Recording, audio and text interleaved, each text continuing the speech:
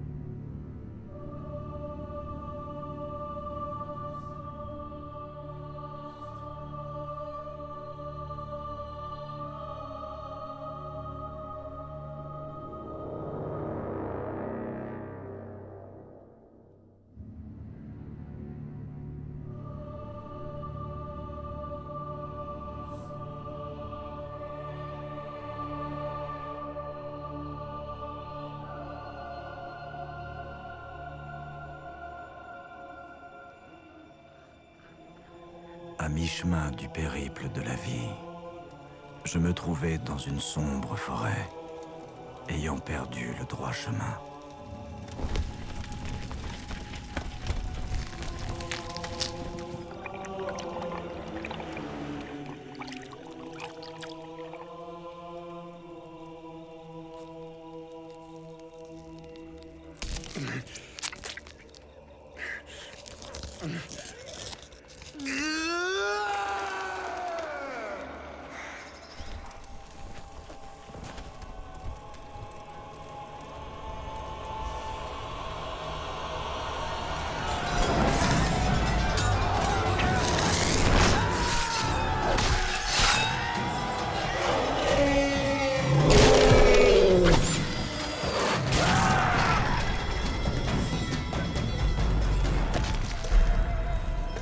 Quel genre d'homme enferme des femmes sans défense? Vous devrez payer un jour, chevalier!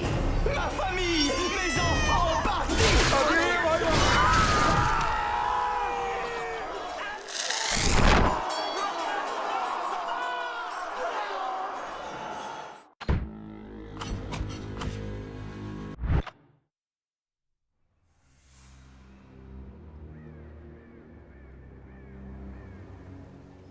Le prêtre disait que notre cause était sacrée.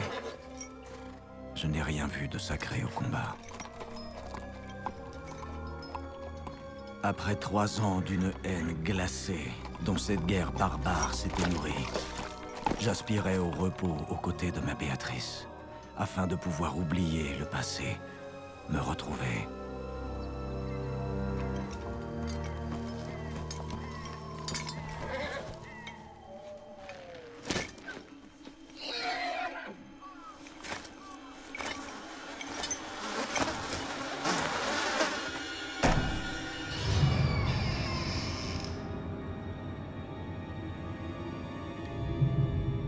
Non, non.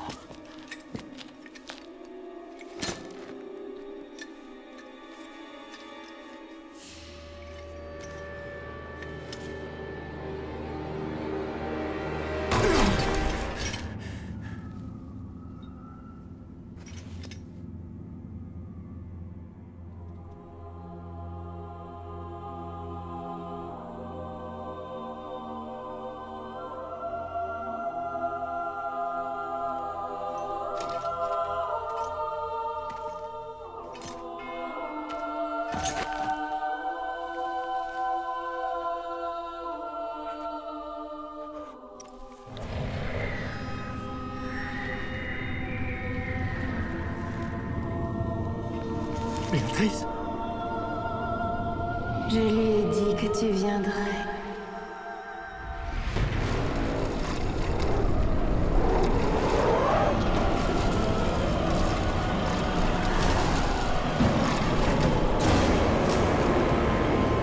Béatrice! Je dois partir avec lui. J'ai donné ma parole. Béatrice!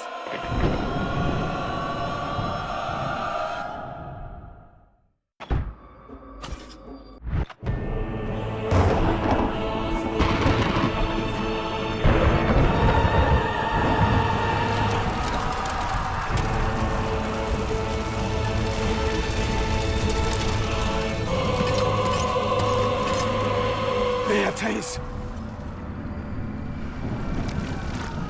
En prenant cette fille comme tu l'as fait, tu m'as livré à Lucifer. Elle a parié son âme que tu lui serais fidèle. Son indéfectible foi en toi était si touchante que je me suis dit, cette femme est faite pour moi. C'est à toi que je dois tout cela, mon ami. Maintenant, laisse mon pouvoir prendre possession de ton âme. Consommons notre union et ensemble, nous gagnerons le paradis.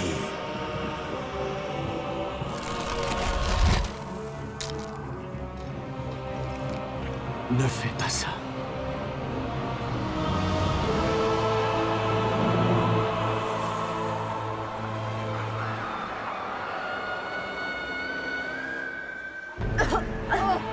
La plus fidèle a perdu la foi. Le plus incorruptible a été corrompu. L'innocence véritable a cédé face au péché de l'homme, comme tant d'autres choses avant elle. Qui peut désormais me priver de mes droits?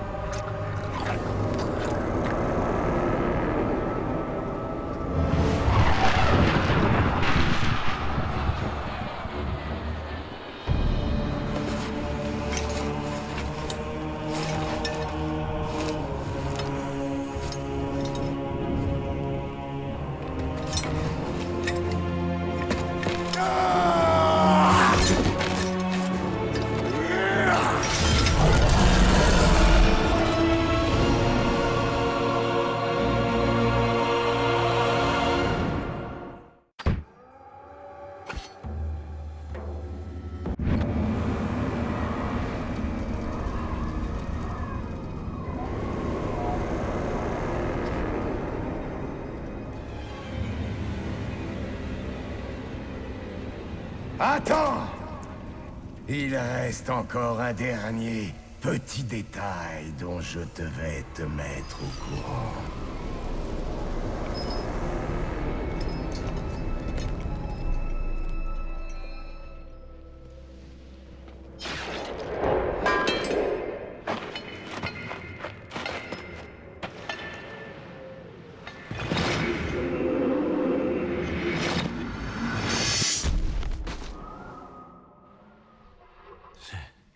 C'est impossible. Tu es mort, Dante.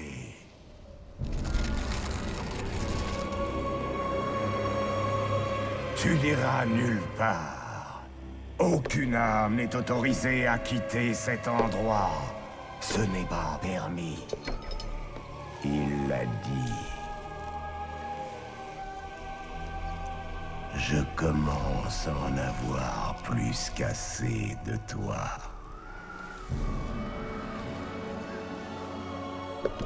J'exige de récupérer la place qui m'est due au paradis.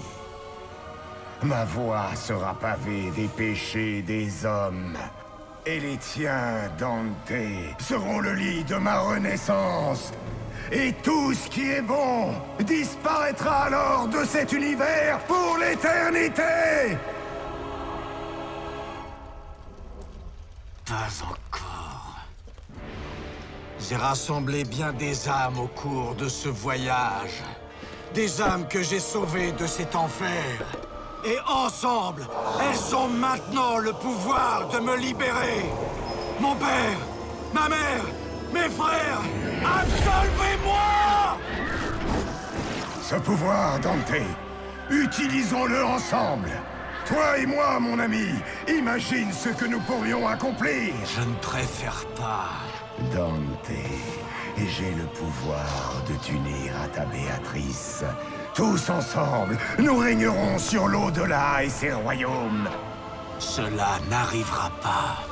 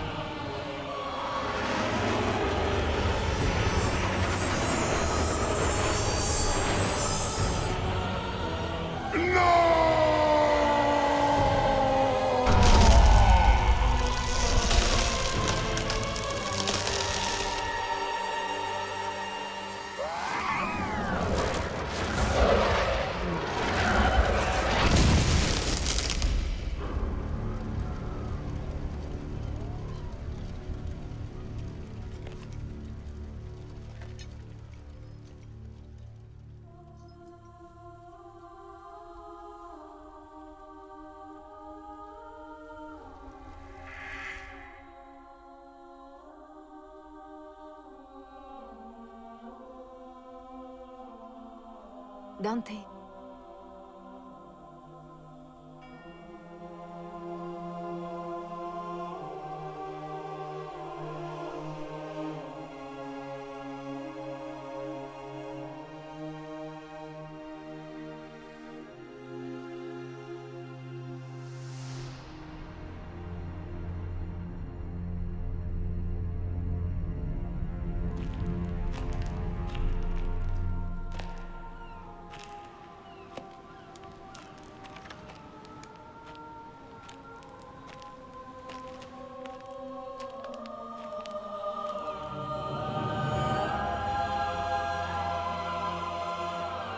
Je ne mourus pas, ni ne restai vivant.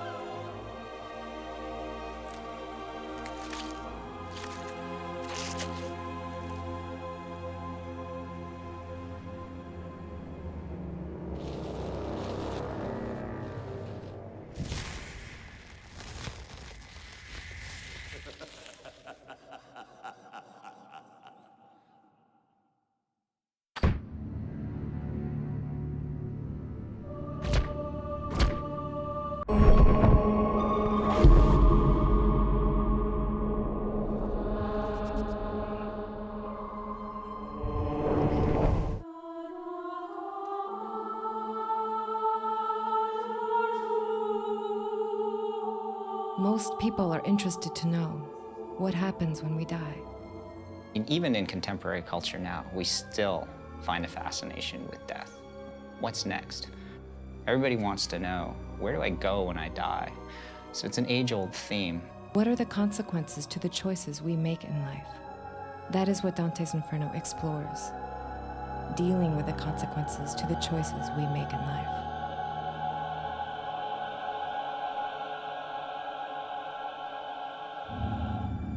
Dante Alighieri is one of the most prominent medieval poets.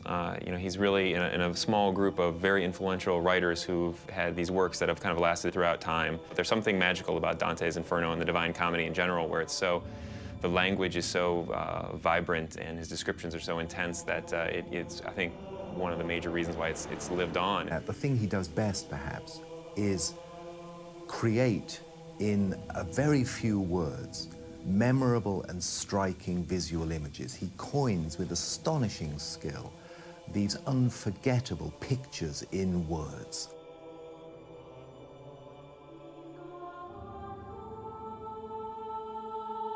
Really the central figure of the Divine Comedy and one of the central figures in Dante's personal and spiritual life is Beatrice Portinari. We don't know a ton about her. We do know that the two of them met at a party when they were both 9 years old. And Dante admired her from afar. He claimed he fell in love with her at first sight when they were 9 years old. And he is said to have written after he saw her again that she smiled at him. And he was thrilled about that, but that also indicates that they probably didn't have a really close relationship. She may not even have known he was interested in her. Dante and Beatrice are never lovers. They're never really together. They both married separately. She died quite young, in her early 20s, and this is devastating to Dante because he had held her up as his feminine ideal, as a spiritual ideal, and when she died, we're told that he just went into an insane depression. It was kind of one of those things that, it never happened for them, and he obviously regretted that his whole life, because when he got sent to exile and he chose to write what ended up being his defining work, it's all inspired by her. That poem would not exist if it weren't for Beatrice.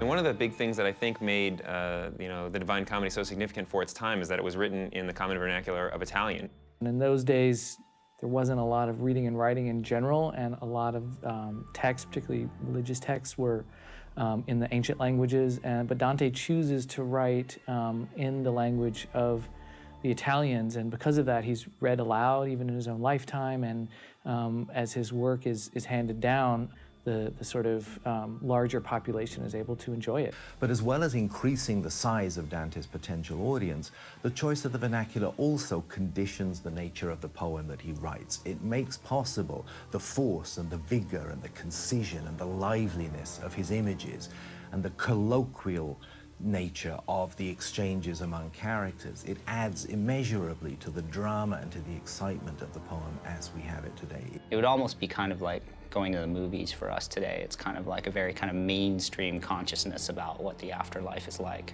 That really hadn't been done in that way prior to that. Most of the descriptions of what the afterlife might be like were really received on very sort of disciplined religious terms, if you will. After the invention of the printing press in 1440, we see the first appearance of the Divine Comedy in print. as opposed to in manuscript form. People could pick it up and read it, and you know, a ton of people read it, and actually people thought that it was almost an extension of the Bible. They thought that it was true. Very cleverly, he casts himself in the poem. He's the main character. It's a first-person piece of literature, which is very unique for the time. Him putting himself there and speaking to people that he knows and political figures that he knows a lot about, or mythological figures that he spent a lot of time researching and knew a lot about. It makes it all come to life in an amazing way that doesn't feel like a flight of fantasy. It feels like he actually went there. Now that's, I think, probably that's kind of the war of the worlds of the time or whatever, kind of fooling people to think, you know, did he really go there? Did he have this experience? There isn't really a description of hell in the way that our contemporary culture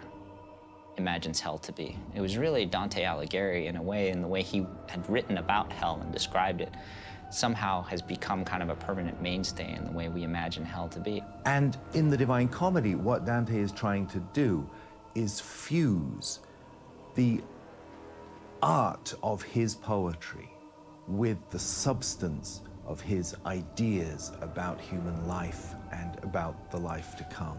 So he's trying to create a verbal artifact which will have such an impression on its reader that not only will the reader step back and say, gosh, that's beautiful, but he or she will also say, wow, that makes you think.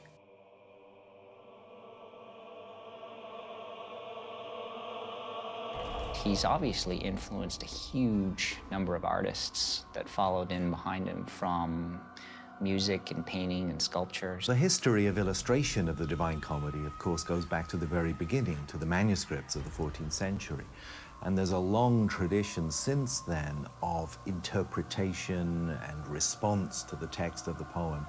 The interesting thing is that this wonderful array of visual response to Dante all comes from the same source. All these artists, after all, are working with the same text. So around the time that Delacroix is really kind of pushing that romantic era on the continent, across the channel, in England, a guy named William Blake really becomes almost the central figure for reinventing Dante. He's very forward-thinking in terms of kind of bringing his madness to his work. He spends, like many other artists, his life working on Dante, and he literally was painting one of the watercolors from Dante on the day that he died. So he worked on it all the way up to his death, much like Rodin. And the idea that, you know, the Rodin's The Thinker, one of the world's most famous statues, that is Dante Alighieri, you know, contemplating the gates of hell, I think is a fascinating statement of, you know, something that everybody knows that statue. You look at it, you know, around the world, everyone knows who the thinker is. And to have that be, you know, a portrait of Dante Alighieri, I think really says something, speaks to the importance of his work and how that's carried through, you know, to modern times. It's cold. I thought hell was supposed to be hot. Hell is a complicated and nuanced place that transcends cliches, Dante. Oh, you don't say. I was totally expecting to see demons and tortures and bondage stuff and, I don't know, like rubber and chicks in stiletto heels. This is hell, Dante, not your personal fantasy. I think everybody, when the idea of the illustration of the Divine Comedy comes to mind, everybody perhaps still thinks first of all of Gustave Doré. Doré is a 19th century French illustrator. He had an amazing affection for the Divine Comedy drawings. And I think what's unusual about them is that they're very technical in nature. They're incredibly violent. They're probably some of the first drawings that really capture the violence of Inferno. And he's very, very specific and methodical about following exactly what Dante wrote. And in that sense, his adaptation, if you will, is the tightest of almost any artist that's taken on the project.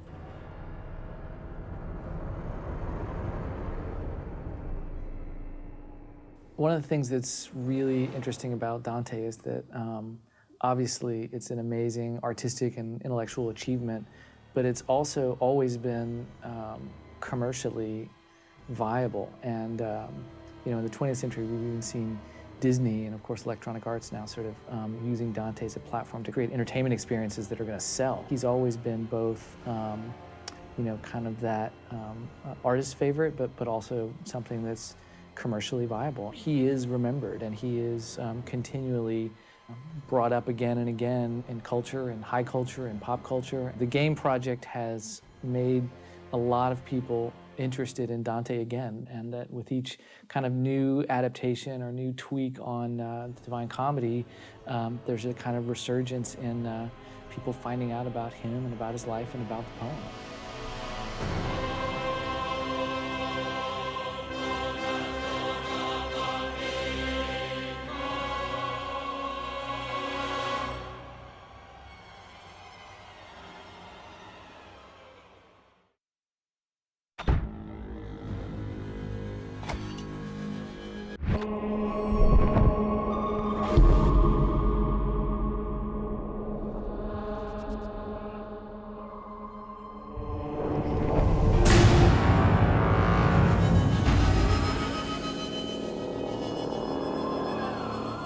In this game, hell is the main character. It's the venue is the main character. That's really what the score is about. The vastness of it, the infinity of it.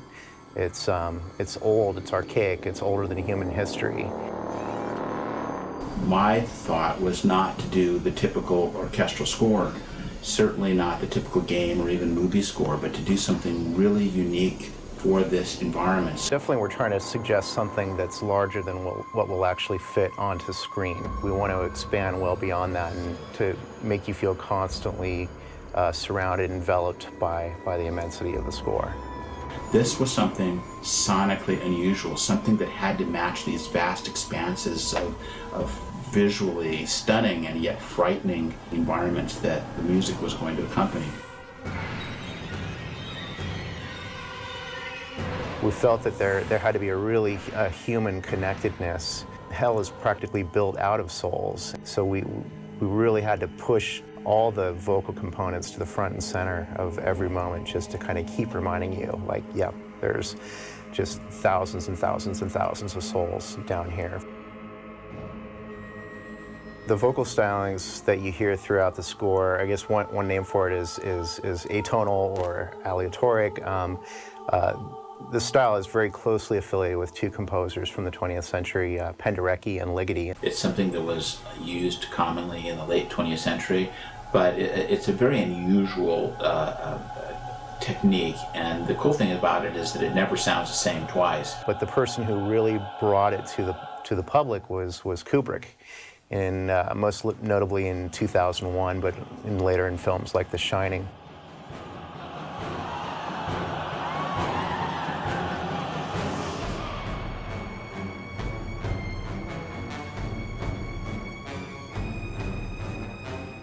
We used Enochian as the language for Dante's Inferno because some believe that it is both the language of heaven and hell. But over the centuries since then, it's come to have a darker, demonic meaning. The sound is very chaotic, and you might think that we just kind of wing it with the chorus and tell them, do some wailing here and there, but the exact opposite is true. It's the score is really, really specific notes. To hear. You can hear the trumpets.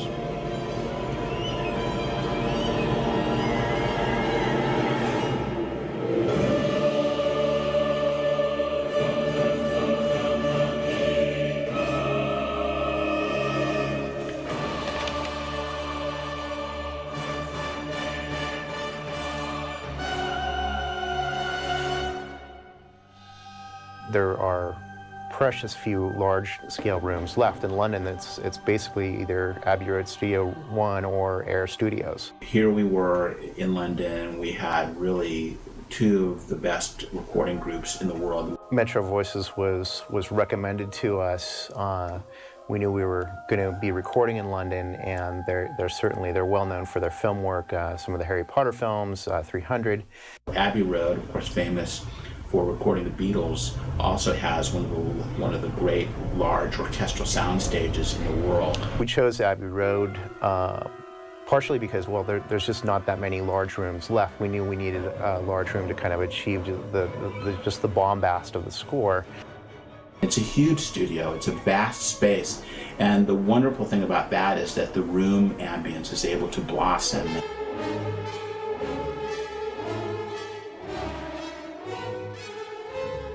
I tried to use the orchestra and also other special sounds that we created, whether it's with percussion instruments or special sounds that I asked the orchestra to do. For instance, at times we'd ask the entire orchestra to stomp their feet.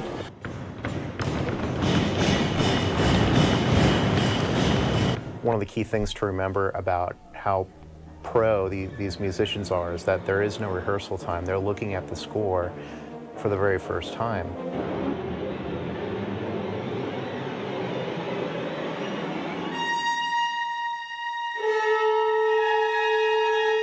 We asked them to do things that may have never been asked by any composer before.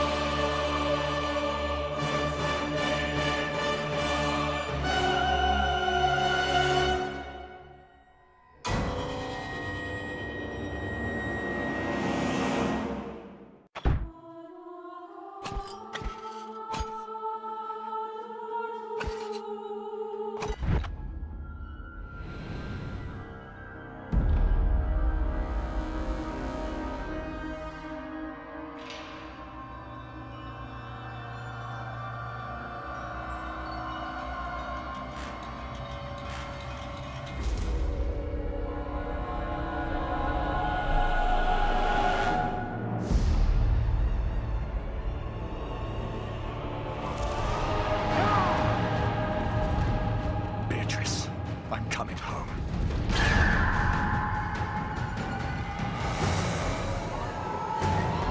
Beatrice. She is mine. Dante! Beatrice! I have come to take a soul meant for heaven. Nothing will stop me! You will never traverse the circles of hell. Virgil, we must escape this beast!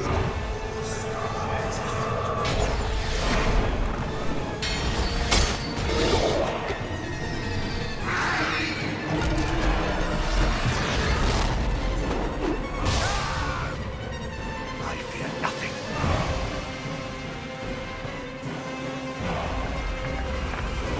How could you betray me? Forgive me!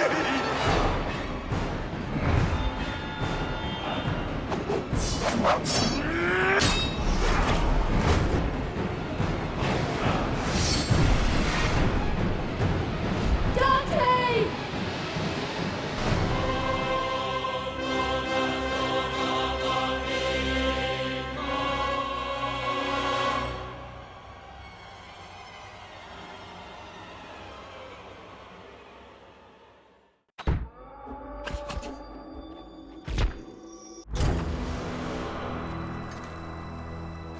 Le démon m'a transformé. Aide-moi avant que mon cœur et mes veines n'explosent.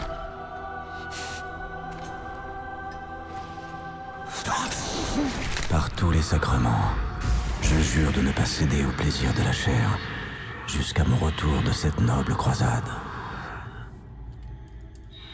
Je me suis donnée à toi parce que je sais que tu resteras fidèle à notre amour. Fidèle à notre amour. Combattants sacrés de Florence, en récompense de la croix qui nous rendra notre terre sainte, par cet acte sacré, notre Père Immaculé vous absout de tous vos péchés.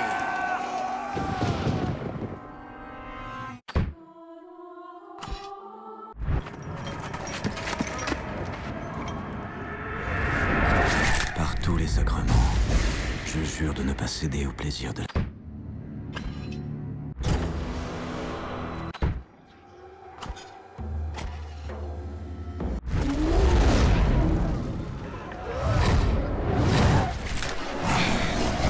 Par cet acte sacré, notre Père Immaculé vous absout de tous vos péchés.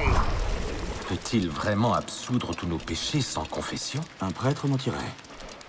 Promets-moi de toujours veiller sur Francesco. De toujours veiller sur Francesco.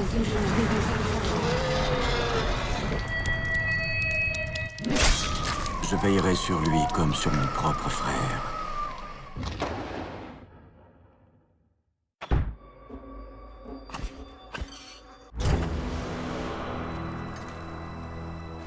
Le démon m'a transformé.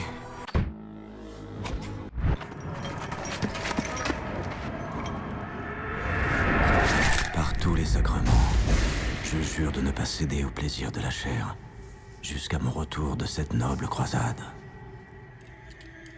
Je me suis donnée à toi parce que je sais que tu resteras fidèle à notre amour.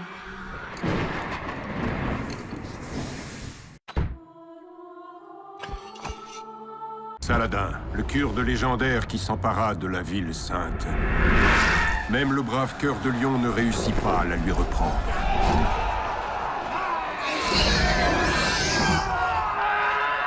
Les forces de Saladin capitulent.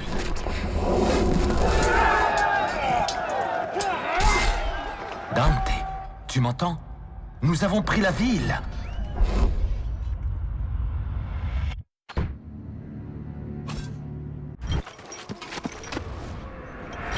Le roi Richard nous demande de surveiller 3000 prisonniers? Ce sont vraiment les ordres du roi?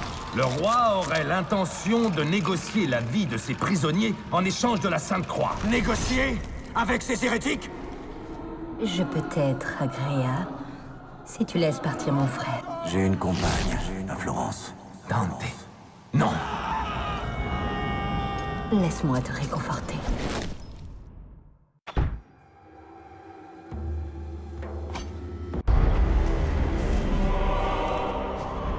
Béatrice, ne fais pas ça. Par ta faute, je le dois. Je ne ferai jamais rien qui puisse causer cela. Oh, tu l'as pourtant causé. Laisse-moi te rafraîchir la mémoire. Regarde ta bien-aimée dans les yeux, Dante. Vois. Dante, vois. Béatrice, qu'ai-je donc fait? Avons-nous un arrangement? Je suis noble. Garde, relâchez-la, avec son frère.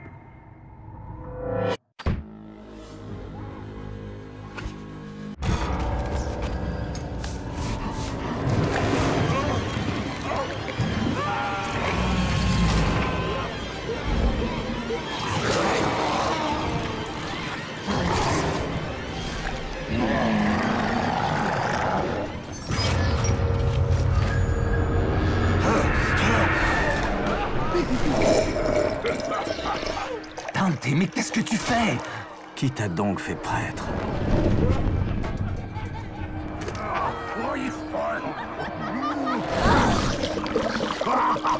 Qui donc t'a fait prêtre, hein?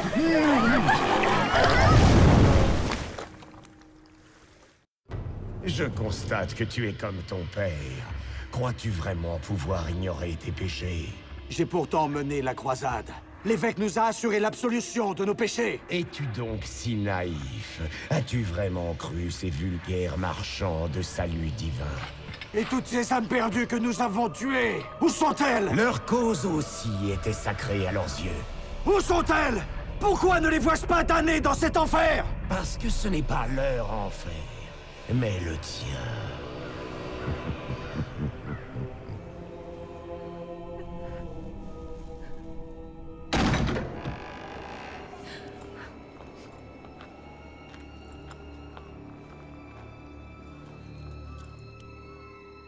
Inutile de pleurer, femme. Connaissant mon fils, il est mort depuis longtemps.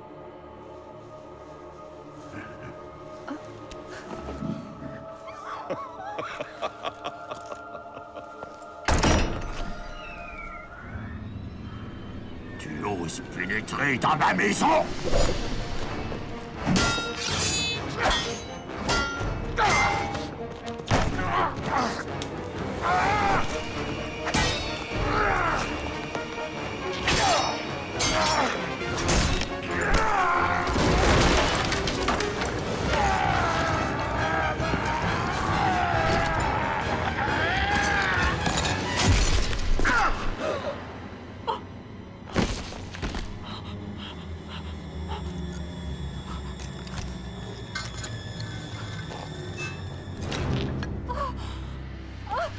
Non! Pas ça! Elle n'a rien fait! Assez! Vois le massacre de ta famille, de ta maison, de ta façon de vivre!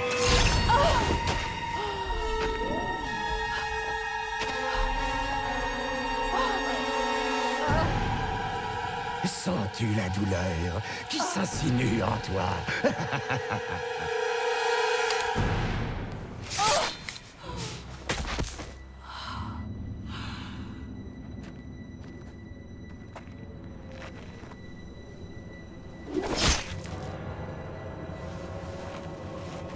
Ce n'était pas ma sœur.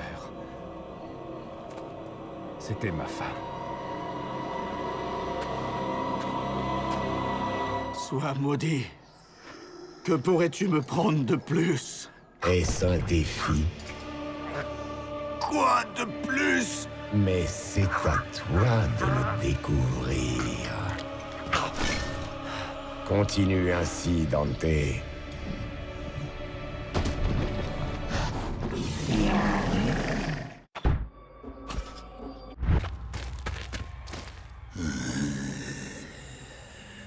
Père?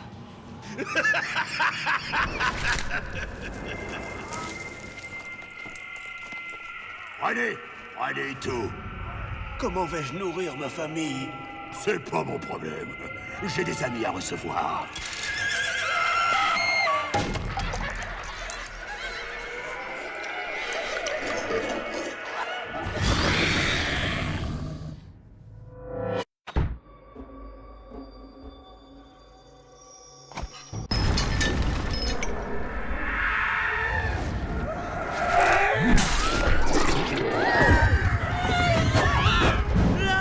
Par cet acte sacré, votre Père Immaculé vous absout! Nous sommes venus ici pour tuer ces hérétiques! Nous sommes venus reprendre la Terre Sainte. Depuis quand leur vie valent-elles celle des chrétiens? Assez!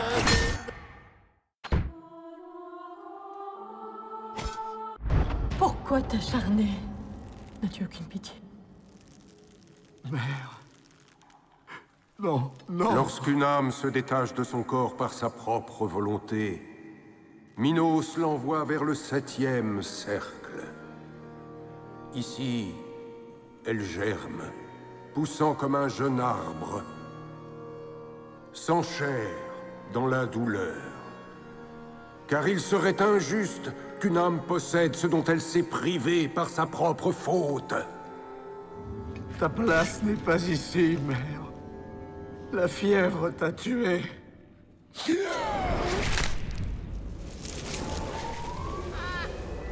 La fièvre a malheureusement eu raison de son cœur.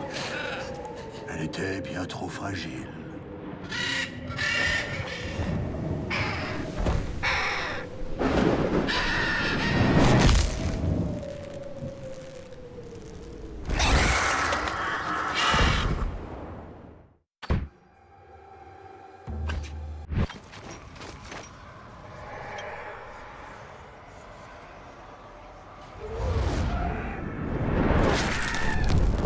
Assez!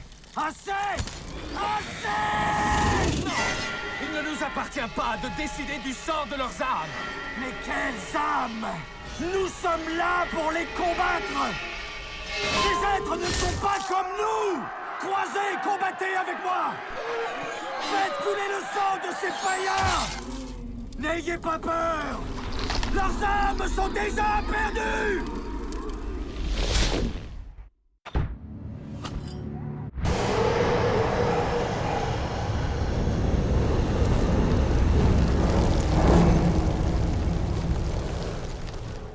Béatrice, je t'en supplie. À tous mes péchés, j'ai réussi à faire face. Et je suis prêt à te ramener chez nous. Tous tes péchés? Permets-moi d'en douter. Regarde! Le 9e cercle de l'enfer. Regarde! Le sombre et glacial royaume des traîtres.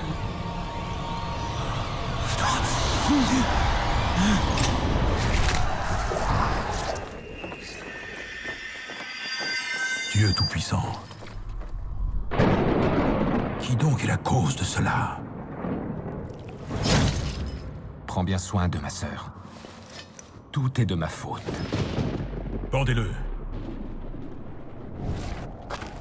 Si le noble Saladin a vent de cette atrocité, il déchaînera les forces de l'enfer. Béatrice, je te protégerai.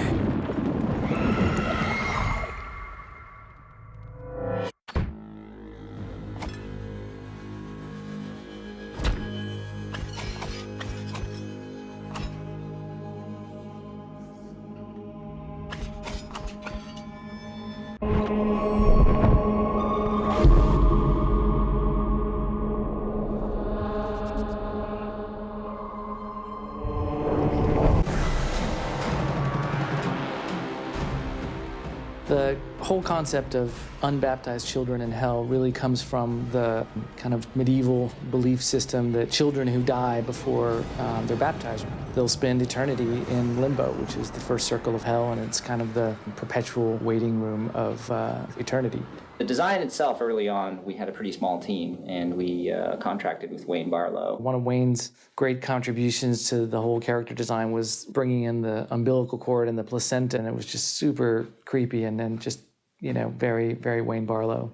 And then someone came up with, how about we sever the arms and the bone goes into a blade? And they attack you as this large pack. Suddenly, when the babies were cooing and giggling as they were chasing, and then when you started hacking at them with your scythe and they started crying like babies do, it became much more real and much more disturbing, and wow, I'm attacking babies. The introduction of the baby was important to me. When you walk in that room in limbo and you see the baby for the first time, I really wanted that to be believable as a baby, sort of like a toddler look to it. And anybody that's got kids knows that there's just a very unique way that they walk. And I just didn't think hand animating that, as good animators as we have, was gonna do it. And I really wanted to motion capture a toddler to just get that walk. When Jordan first approached me about using Mario in a game, he was just really thinking out loud. And we started to talk about it very casually, not even knowing if it was actually gonna be a possibility. It was just an idea. J.K. brought in his son to play one of the roles. It's an unbaptized baby. Typically, we don't capture a ton of infants or young children, so it is a challenge in itself. It took like an hour for the crew to put all those marks on him. He was so patient. I was such a proud mama. To have an 18-month-old baby on the set, dressed up in the mocap suit, was just such a treat for everybody. It's just not something anybody on the set had ever really seen before or done before. So it was a treat, and it just made that day kind of a little more fun than any other day. I just thought it was actually kind of the different thing that you do with your family instead of just a typical stroll in the mall or outing at the park. So that's pretty awesome.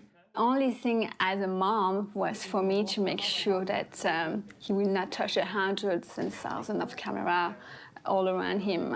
And you know, that was pretty stressful, but fun and surreal. It worked out really, really well today, and I think everybody was kind of happy about that because they didn't know what to expect. So we may actually have an actor on our hands. I think the bug might have caught him, you know? I saw a fire that overcame a half-world of darkness.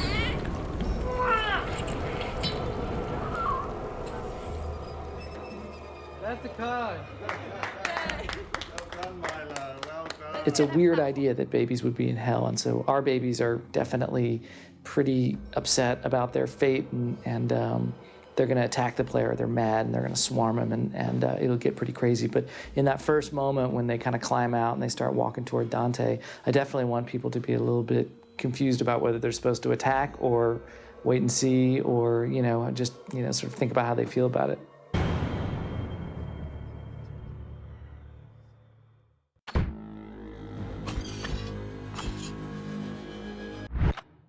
My name is Wayne Barlow. I have been an author and illustrator for the last 30-some-odd years, and for maybe the last 20 years, I've immersed myself in research and an interest in hell.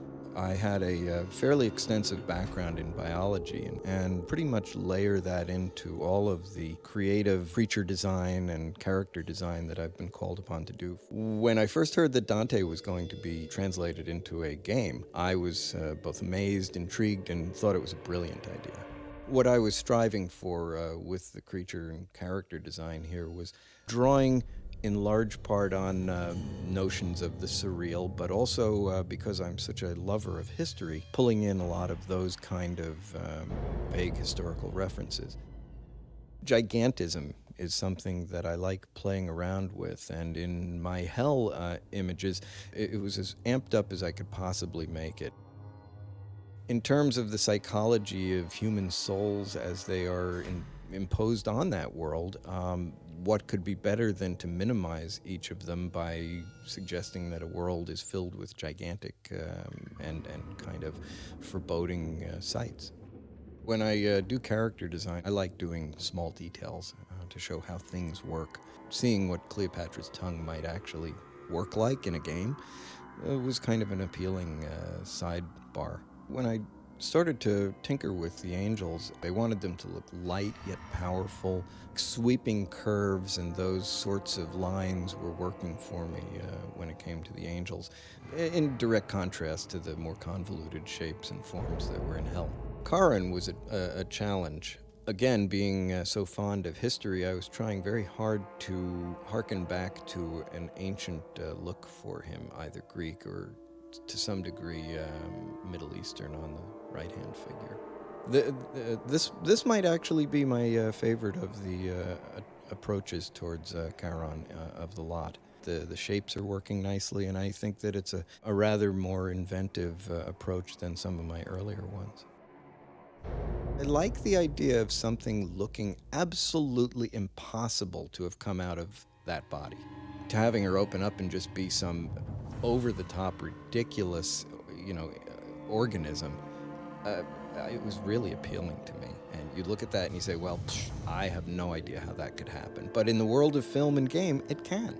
Gee, that's a toss-up. Which do I like working on more, lust or gluttony? I'd probably lean towards gluttony because the design considerations were a lot more abstract. For example, the gluttony level was just amazing and a beautiful rendition of my sketches come to life. This was an earlier look for Cerberus. This was a fun exploration for me. It's a massive character now, and the notion of it disgorging its various mouths, I think this may really have been the first attempt that kind of evolved into what it finally wound up being.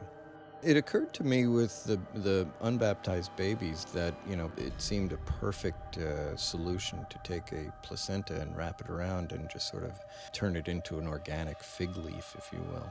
Yes, Midas is endlessly coveting other people's things, so he needs a lot of eyes. And in this case, I was riffing on both medieval and Renaissance and ancient forms in terms of his crown and his collar and beard and all. This is an early take on Minos, and one of the prerequisites was the tail being an integral part of this character and how it wrapped around the central column, I think a specific number of times to indicate levels that people were going to be consigned to.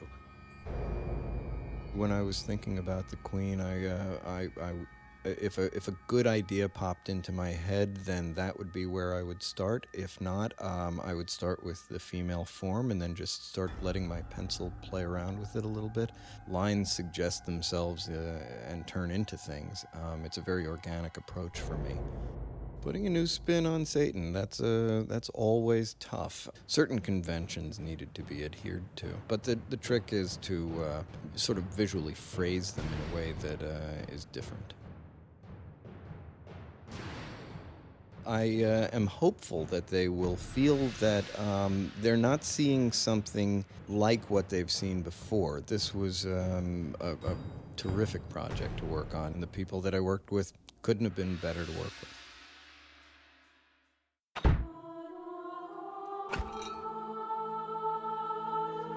Hi, I'm Steve Desilets, lead designer for Dante's Inferno.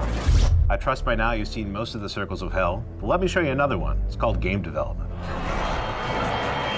want to know why this game could only have been made at Visceral Games, you don't need to look any further than Gluttony. That circle expresses certain elements and themes that I know I wouldn't have gotten permission to do in any other place I worked. Gluttony was one of those ones that kind of brought up, a little bit of that toilet humor kind of stuff. Bile, vomit, poop. Dante's Inferno stays very true to what makes Visceral Games a very unique studio. It fits really well with what the studio is good at, creating compelling content in dark and dangerous places. Mind-blowing kind of moments, whether it's horror or action or adventure, it's pushing the limits of what you can do in a game. Searching for reference material on this game has been pretty brutal. Corpses, mummies, different torture, stuff that I never thought I'd be looking at on the internet. I was in a meeting with 2 other people, and I guess the concept flashed up on my email, and all I saw were their faces go like, wow, yeah, haven't seen that before. This isn't really a term that applies to our team. I myself have 2 giant crosses on my desk. We use those every time we reference a cross move, I should put it around my chain and just walk around all day blessing people.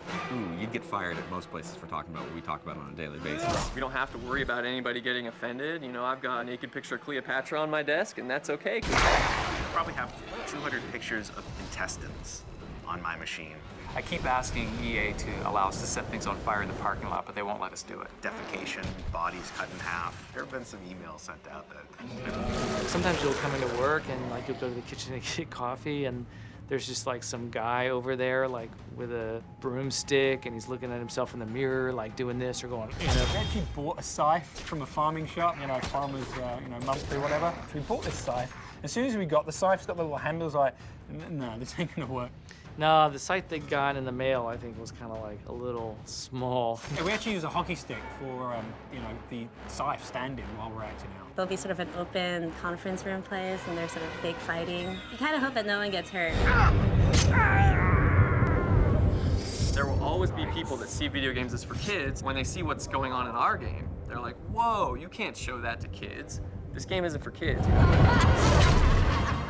Cleopatra is kind of the monster boss character of Lust. She was tricky, we went through a bunch of iterations on her. We had some early concepts that were just sex organs all over her body and her fingers and her face.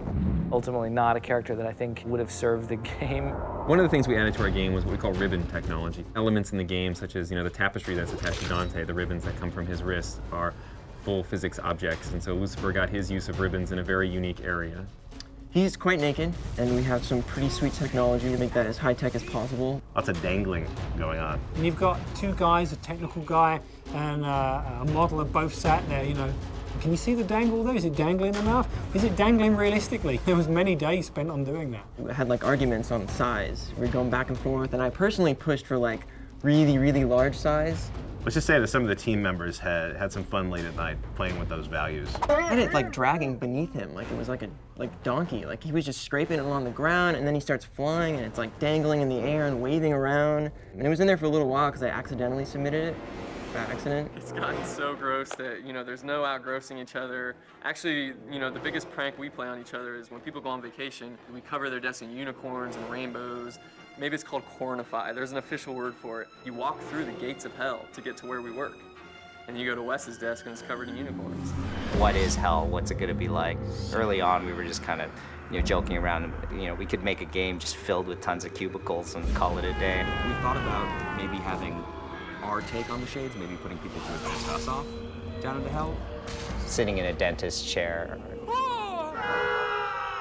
No hate mails yet, but we're kind of hoping for some. We actually haven't received any of that. I mean, we've seen sort of the forum flames, but that's going to come from anything that's on the internet. No hate mail. No. Some people have been a little, surprised that this is something I would want to do. What comes after hell? Well, we're truthful to the poem, so there's some hints there, certainly. Dante wrote about Purgatorio, the 7 deadly sins, it's the Garden of Eden. There is, stuff that's just as iconic as what we saw in the Inferno. It doesn't take a wild imagination to think where we're going to go with this next.